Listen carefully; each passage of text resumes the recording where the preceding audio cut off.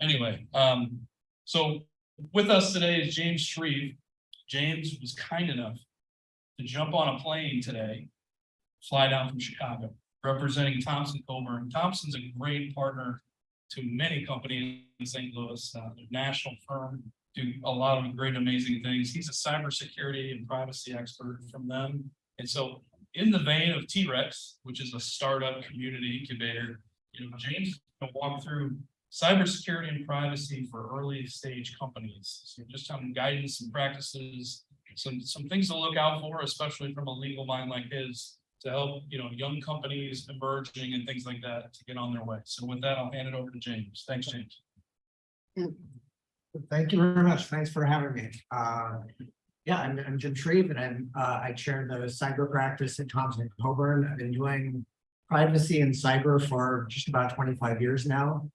So I've been at it quite a while. I've done literally thousands of breaches, a lot of privacy requirements from the very beginning. And I've advised companies, from big established, I started doing financial institutions, down through a lot of lesser regulated companies, particularly in technology, a lot of tech startups. And so I'm going to walk through, we're going to spend the first part of it going through what are some of the legal, regulatory, other kind of requirements that can apply cyber-wise, privacy-wise, to companies in this space. And then that'll be like the first half. I'm going to fly through a bunch of stuff. So, and don't worry if you don't get all of it. I'll make the slides are available. I just mostly wanted to let you know they're out there, let you know what they are, what they cover, and that they're out there.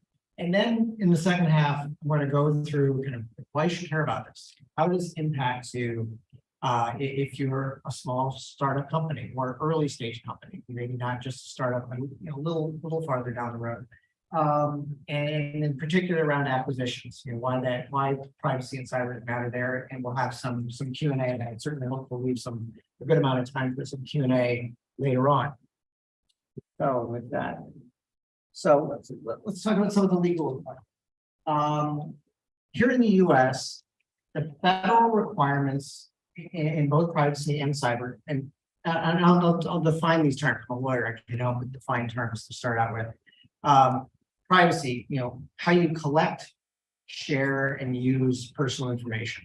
What I'm calling cyber is really is an amalgam of both cybersecurity, so systems, connected systems that transmit data, which may be personal information or not, maybe IP or other kind of things, and data security, which you protecting the data itself, which are different things, and I'm going to kind of lump them together here. In the U.S., we don't have an across-the-board federal standard law that governs all this stuff. It's not like in Europe or in most other countries where there's some federal requirement that covers everybody. In the U.S., it's mostly sectoral. And so we've seen certain areas like financial services, where I come from. We have an existing regime that's pretty broad-based. It's developed, it's been around since 1999 for most of it. In healthcare, we have that. We're going to talk about those.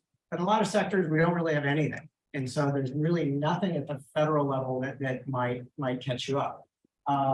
Financial services, the big law is Gramm-Leach-Bliley Act. It was enacted in 1999, and it has both privacy requirements and security requirements. It applies to anybody who is a financial institution. So anybody who's significantly engaged in activities that are financial in nature.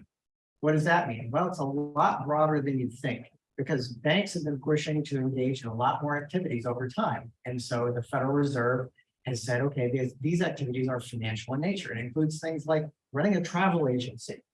You wouldn't think that's financial in nature, but it is. So if you're significantly engaged in those things, then you can be a financial institution. There's a lot of tech startups that have great ideas for getting money from one person to another person. Those almost always end up triggering state money transmitter laws. So I said these laws say if you get funds from one person here, you give them to somebody else over here, and you're the intermediary, you probably need a money transmitter license. And that was PayPal started up, a great new idea. within a year, they had to get 47 state money transmitter licenses because the state AG said, if you don't get them, we're going to shut you down. So it covers a lot of entities. It also governs in higher education. Any institution of higher education that receives federal financial aid is deemed to engage in a program of lending because of the financial aid. So they're deemed as financial institutions, subject to Graham requirements. As I said, it has both privacy requirements and security requirements. For this group, I mean, the most notable thing is the security requirements that are from most entities enforced by the Federal Trade Commission. Years ago, they had a rule that was just like all the other federal financial regulators. It basically said, do a risk assessment on your data, put controls into place that are commensurate with the risk. A very short rule. New rule, much longer, much more prescriptive. Says you got to have things like multi-factor authentication. You have to encrypt personal information both at rest and in transit. A lot of specific control requirements that are put into place. So if you're doing anything that might be at all financial, or if you deal with companies that are financial, look at this rule. It's now in place, and it definitely can impact you. HIPAA. This is the big one in the healthcare space. Impacts covered entities. You probably know who you are if you probably know about HIPAA if you're a covered entity. If you're doing healthcare services, if you're a hospital, if you are a doctor's clinic, if you're actually doing that kind of stuff, you're covered as a covered entity. More in the tech space where it often comes up is business associates. So those are performing services on behalf of the covered entities. And it includes things like receiving payment for medical services. You know, if you set up an app and it makes for a way for doctors' practices to collect on amounts that they receive, you know, from patients, you can be covered under as a business associate under HIPAA, subject to these requirements. And another thing in the tech space we've seen is Metapixel. A lot of entities are sharing information that's being deemed protected health information under HIPAA. And so we've seen a number of actions start up against these entities saying by using Pixel, it is you're improperly sharing protected health information under HIPAA. So that's a big deal. FERPA is in higher education. So it's a privacy requirement that attaches to educational records. At this point, we haven't seen a lot of movement of that outside of the institutions themselves, but I certainly think there's a possibility for that being applied to technology companies that work with them. And certainly government contractors. You've got set requirements if you're dealing with DoD, somewhat lesser requirements typically if you're dealing with some of the other agencies. These are going to also then push down the chain. So if you're a primary contractor, you're going to push these down to your subs. And so you can find that even if you're not directly subject to these requirements, and that's true under any of these requirements, is that even if you're not directly subject to them, and you're not even dealing directly with somebody who is subject to it, down the chain somebody might be. And so they're pushing those down the contract chain. And so you can find yourself subject to these requirements, even if you don't think you're operating in the space. COPPA. This is children's privacy is always a winner. In Washington, it's hard to get things passed. It's hard to get agreement on things. Nobody is against children's privacy. It's one area where you'll find that Republicans and Democrats can get along. They can come to agreements. And so we have COPPA, the Children's Online Privacy Protection Act, bipartisan support. The FTC enforces it. They're aggressive in enforcing it, and increasingly so. And now we're seeing states actually get into this. I'm going to get into state stuff in a moment. And then there are marketing laws, which are not purely privacy, but get to touch on privacy. The Telephone Consumer Protection Act governs phone calls on marketing and can spam on emails in that are commercial emails.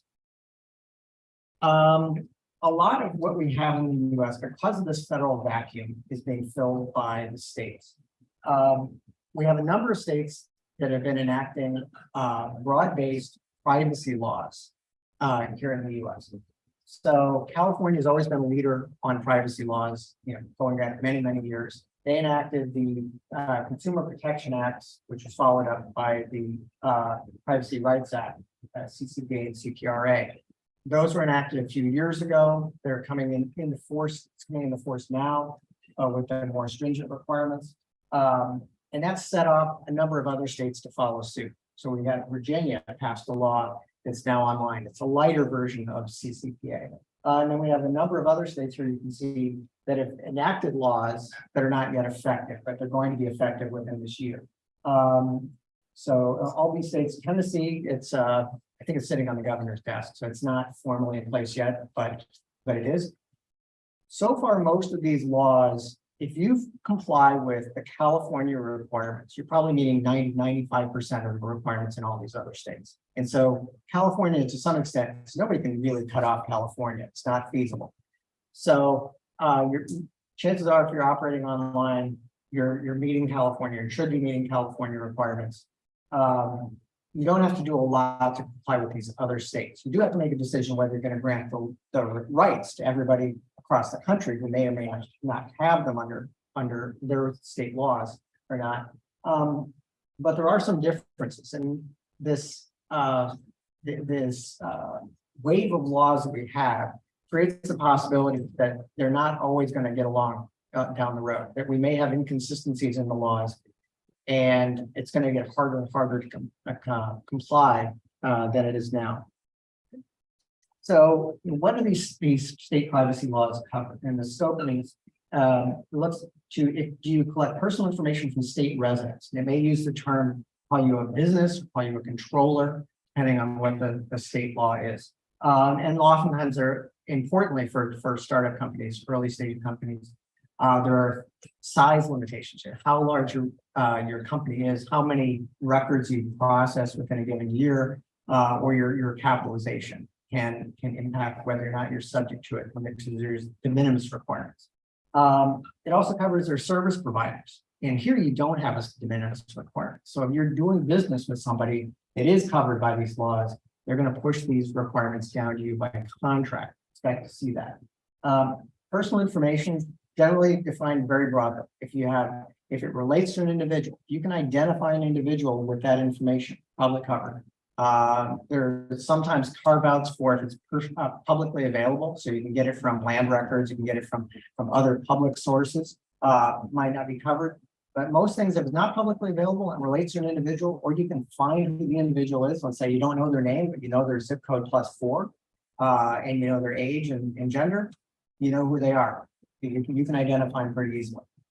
There are additional requirements for sensitive personal information. This can be things like religion, sexual orientation, veteran status. A lot of things that can be covered here under sensitive personal information. Additional higher requirements for this sort of information. What do these laws generally require? So you have to have a privacy policy that you post on your website. You generally have to give a notice to individuals you're collecting personal information from prior to collecting it that describes what you're going to do. Privacy policy, depending on how you use it, can serve both purposes.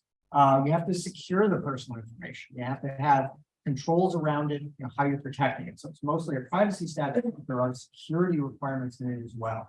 And it gives certain rights to individuals that the personal information relates to. And it says that you have to respond to those data subject requests.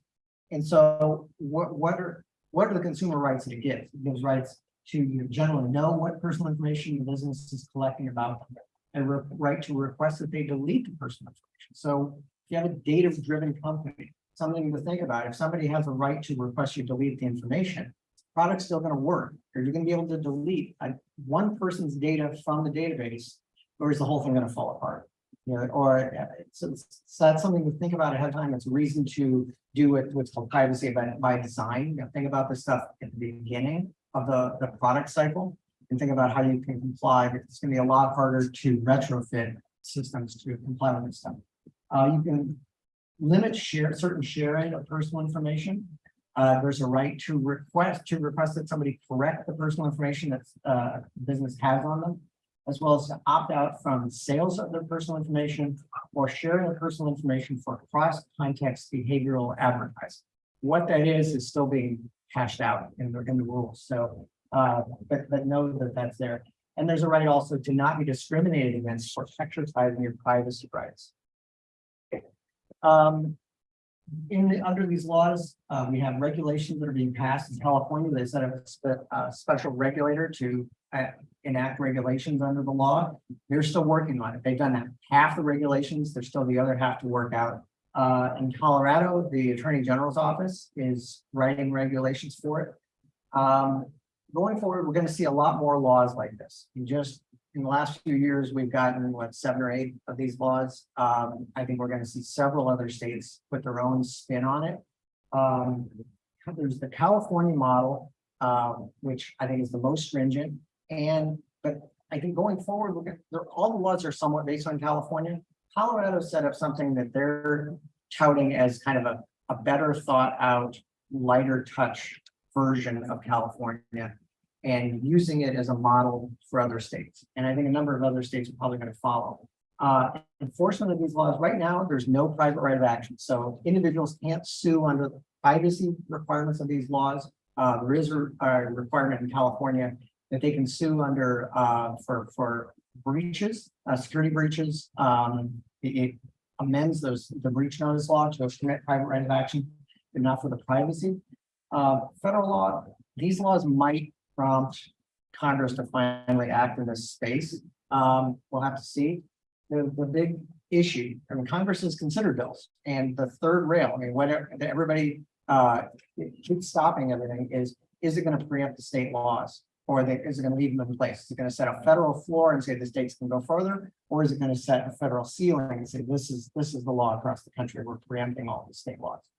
So that's the general privacy laws. Biometric privacy. So these generally cover entities collecting biometric information. So retina scans, thumbprints, handprints, your gait, how you walk, facial recognition from state residents. And so they have notice and express written consent requirements prior to the collection of that data. You have to protect the biometric information. There are limits on what you can do with it, and as well as how you secure it. And then also who you can share it with and how you use the information. You can't market to people based on biometric information. This has impacted a lot of companies' products. The Nest doorbells, where somebody comes up to your door, it has a camera, it uses facial recognition to see if they know who that person is. They turned this off on products that were being shipped to Illinois because they were concerned it violated the Biometric Information Privacy Act. And that's the law up here. So right here across the river, my own home state, Illinois, we have by far the most stringent biometric privacy law in the country. It has a private right of action, so individuals can sue under it. The Illinois State Supreme Court has said to be an aggrieved person, you don't have to show any actual damages in order to sue. There are statutory damages, means, okay, you violate the law, automatically you can get damages, $1,000 for violation, generally $5,000 for a knowing or reckless violation. And the Illinois Supreme Court has also said every collection is a separate violation. So let's say this comes up a lot in employers with biometric time clocks. So let's say you have employees that come in every day, they give their thumbprint to clock in and clock out. Every thumbprint you take from them is potentially $1,000 for every one of your employees. So that the potential damages here are astronomical. And that's, as I said, even if there's no actual damages, you can have this. 2 other states have existing biometric privacy laws, Texas and Washington. They don't have a private right of action. They're much lighter. Texas's AG has been taking a few actions lately under their biometric privacy law. Other states are considering laws. Some of them look like Illinois with a private right of action and statutory damages. New York is one that's considering something along those lines. Other states have something that's more along the lines of Texas or Washington. Online privacy, long-standing bill in California, the California Online Privacy Protection Act. It's basically the reason why every website you go to has a privacy policy on it. It's because of this California law that it serves as a national standard. So you have to have that privacy policy, which includes fairly basic information.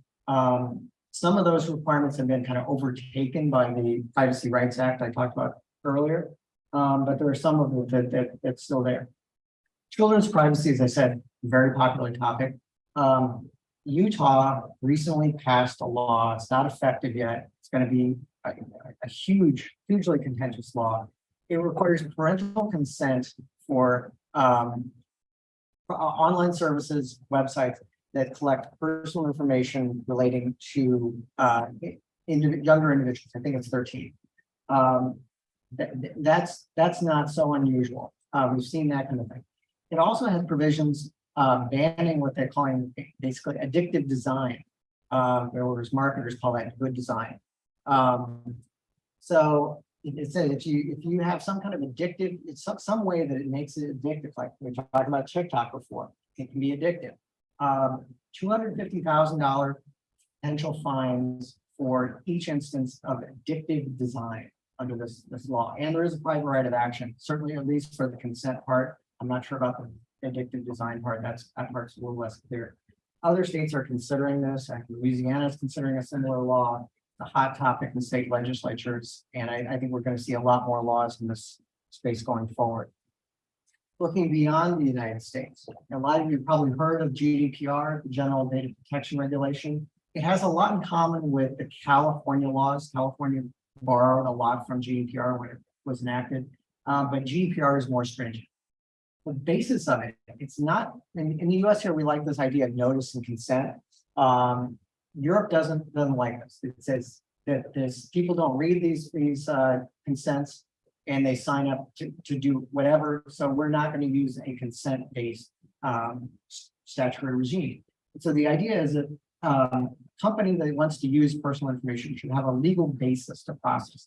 And so there's a whole list of legal bases. And so generally you can only then use that personal data for the reason that you collect it for, and not for other reasons. There are exemptions to it, but and then you have to have adequate protections for personal data that's sent outside the US. Data that's sent to the US is not going to be adequately protected automatically. And so that's been a big bone of contention over the last several years between the US and Europe.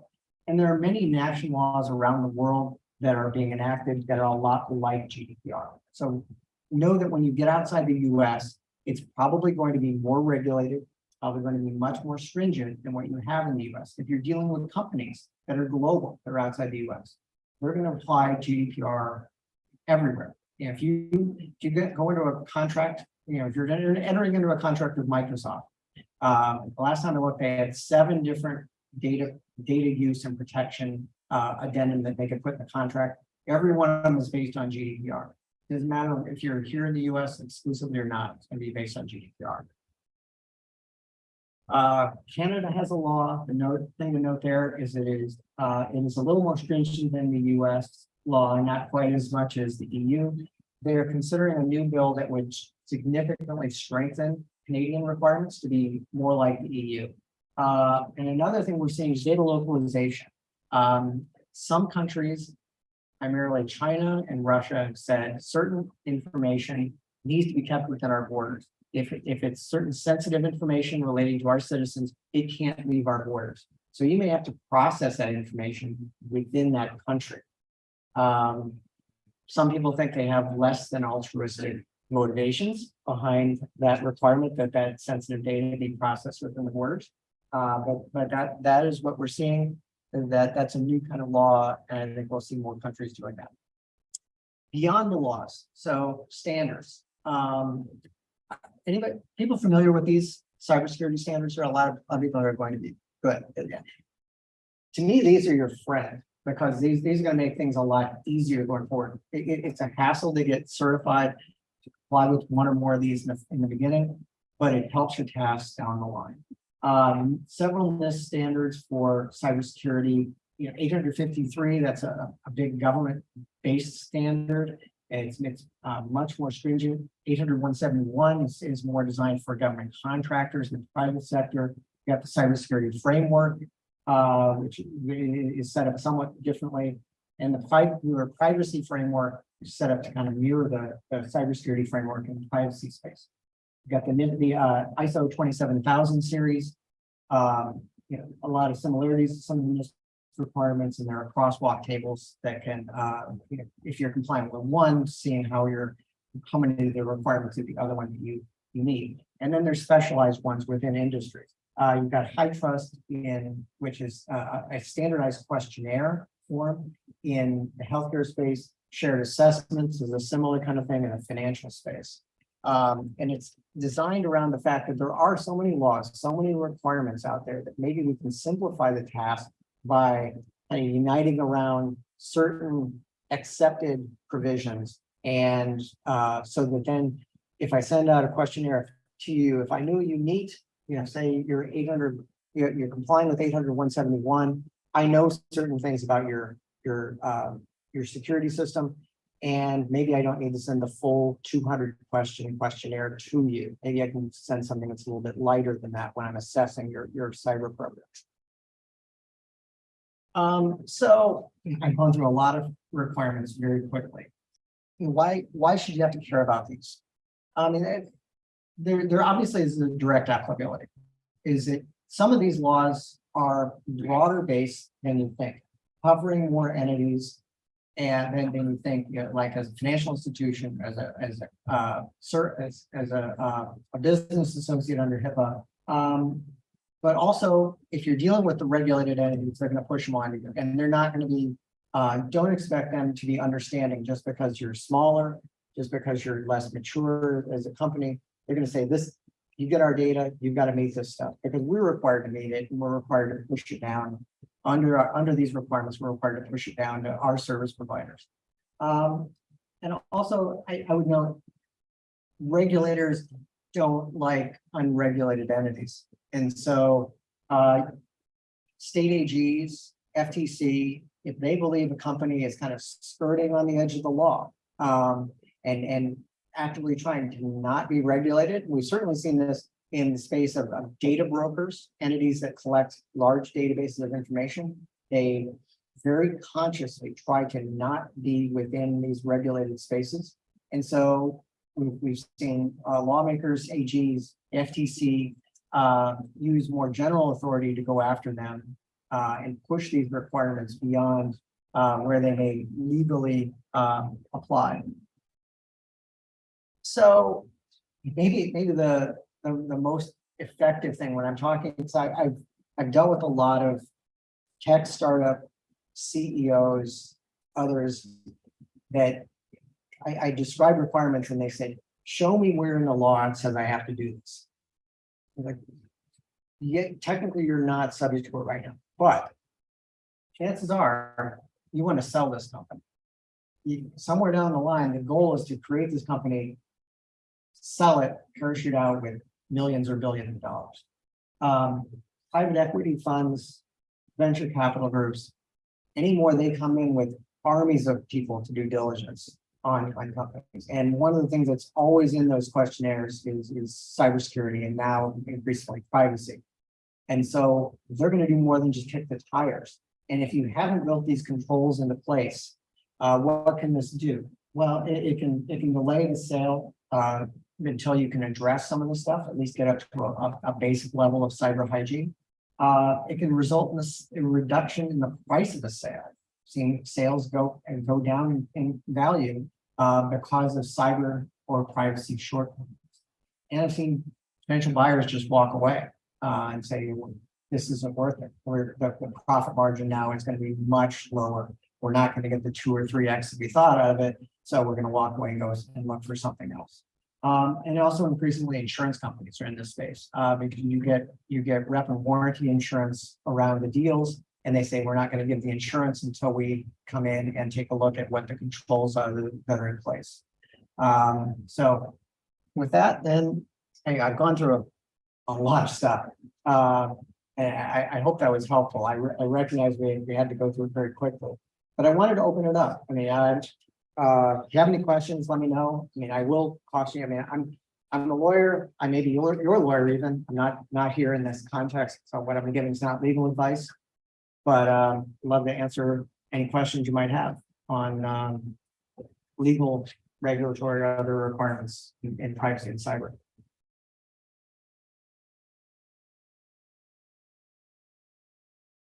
Hi, I'm just, You have to use this, yeah, for it. thank you. I was just curious, unfortunately, I don't have a small business, but what is the cost structure to engage, like, say, your services? I'm not asking for specifics, but obviously, but if a small business wanted to get ahead of this and stay on the proper path of regulation, stay within the laws and regulations, what does that cost? What is a reasonable number to think about? Just curious. I can't give you an exact number, but I think certainly I'll tell you, our firm, we look at it as we are creating relationships with people.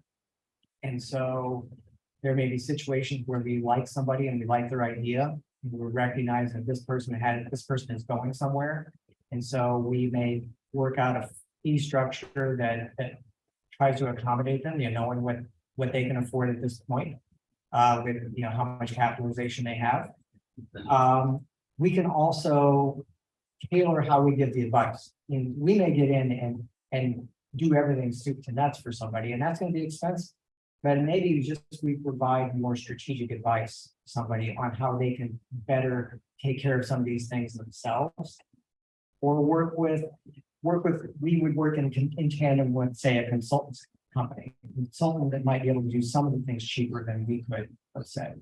So, sorry, I can't give a number, but we work with companies and recognize that the tech startup is different than if we're doing this for a major bank. Yes. Can you describe a little more, when you talk about assessment tools, for like a market business that has privacy issues, to make sure they don't privacy, what is that? Is that something that a business can use to assess if they have proper things in place to ensure they're not violating? Yeah, I think there's somewhat less of this in the privacy on the privacy side of it. But I think the NIST cyber privacy framework it tries to look across themes in privacy laws. So it's not specific to certain laws, but it's saying what are the themes about what you can collect, how you can share it, how you can use it generally. And then it's based on a maturity model. So it'll look to the nature of your business, look to the privacy controls you put into place, and then kind of give you some idea of where you are relative to other companies in that space. So that on the cyber, and which is similar to what a lot of the cyber is, the cybersecurity framework does the same thing, just on the cyber side. There are more other tools. You get the other standards outside of NIST in cyber, like obviously there's ISO and there's the various other NIST standards and sectoral specific ones as well. So, but that's kind of what they do. Is that kind of what you're talking about? But they ultimately make, if you say we comply with this or we have a maturity level of this, you're going to have a lot of agreements with other companies, and it gives them an idea of where you stand, and it's going to make that easier because when they come in, they don't have quite as deep to delve into with you to understand what the nature of your business is and how your risks are and what control you have in place for it. We're a startup that deals with HIPAA data, so we're Yep. under the regulations. And something we've been thinking about recently is we know that there are laws in different states that require minimum retention of medical records. I can't find anything that talks about maximum. So it seems like you just could keep them forever. But if you look at the cost benefit analysis of keeping data around forever, like, would you recommend deleting it at the end of that minimum retention once you look at the different laws in the state you're operating at, or is there a benefit to keeping it, or a cost of getting rid of it? Well, I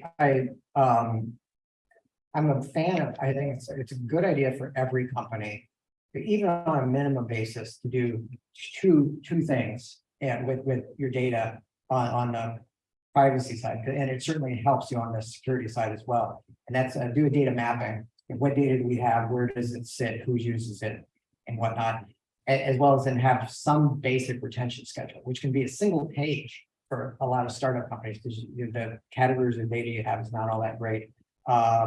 To figure out what's the minimum time you need to retain it for. And there's a lot of reasons why that's a good idea. Some of them under these privacy laws, like one of the exceptions to the right to deletion of the data under California law is if you need it for a legal or regulatory obligation. And so if you can tell somebody, okay, they requested you delete your data, but we need to keep it for 7 years to meet this legal or regulatory requirement, then you don't have to delete it. And you can establish that. And it's good to have the retention schedule, because sometimes you have to respond within like 45 days of one of those requests. So yeah, having the retention schedule makes it easy to do that. But also, I mean, on the pro side of deleting the data generally, I'm not telling you to go delete all your data, but data you no longer have can't be breached.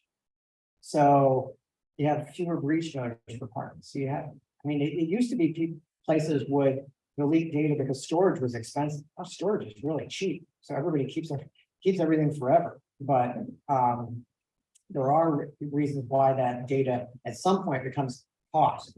It's no longer of value to you because it's too old. You can't use it for anything anymore, and it's a liability, because if there is a breach, now you might have to give notices. You might have to provide credit monitoring, any number of things.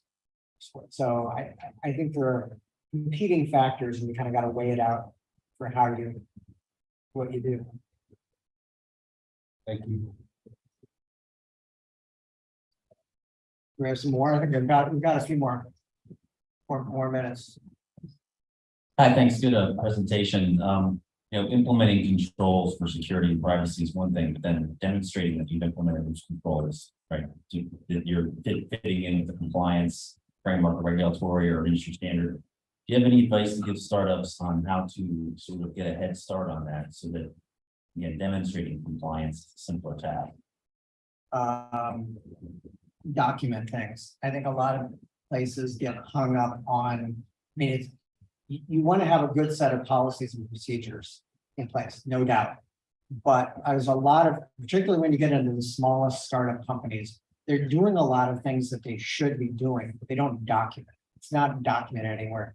And so it's a good idea a lot of times to start off with, every company has informal procedures that they follow around data, but they haven't written it down, or this in any formalized way. Start with that. Start with kind of that kind of playbook kind of approach on writing down the things you do, and then eventually, hopefully before too long, then put in a set of policies that then you can map these things up to the larger security standard, ISO or NIST or whatever. But just write things down. But being the lawyer, run it by the lawyer as to what you're writing down. Don't necessarily write something down that's gonna then be the thing to get you sued. Any more questions? I'm glad to. And there's a gentleman over here that can start. Okay, and And Jim, thanks for the presentation. So cyber defense is about risk. You can't, even if you could be perfectly cyber secure, it's unaffordable. And these regulations give a framework, but they might not be specific to your situation. So through the lens of risk management, the good, the bad, the pathological, and then where insurance companies are going as a backstop. Yeah, and it's every company could be absolutely, or basically absolutely secure, and they go out of business because the cost of it would drive them under. And so you absolutely do have to do risk management. And when you're starting up, I think it's important, as I talked about with the idea of getting acquired, is that to some extent it's an investment, because you not only want to think about where your risk management is now, but where it needs to be down the line, when you might want to get acquired, or when you might come onto a regulator's radar screen and be more ripe for an enforcement action. So you have to weigh it out, weigh out what's the risk of taking this action, what's the risk of not taking this action. Insurers are increasingly involved in this space. I mean, there's so many cybersecurity policies out there. I would note that the first time I'd heard about cybersecurity insurance was about 2008 or so, and Hiscox offered a policy. Those early policies were prohibitively expensive and covered very little because nobody could price the risk.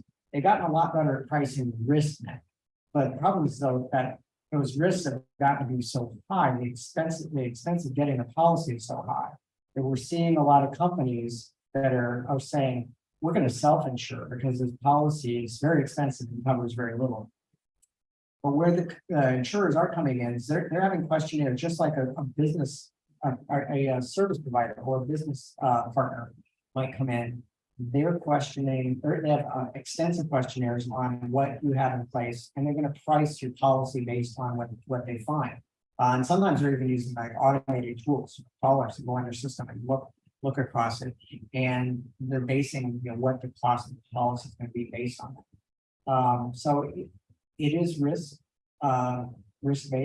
and I urge you to have a long-term view of risk, not only what it is now, but where you want to be later on. If you have any other questions later on, let me know. I've got to catch a flight later on, but I'll be here for a little while. Thank you.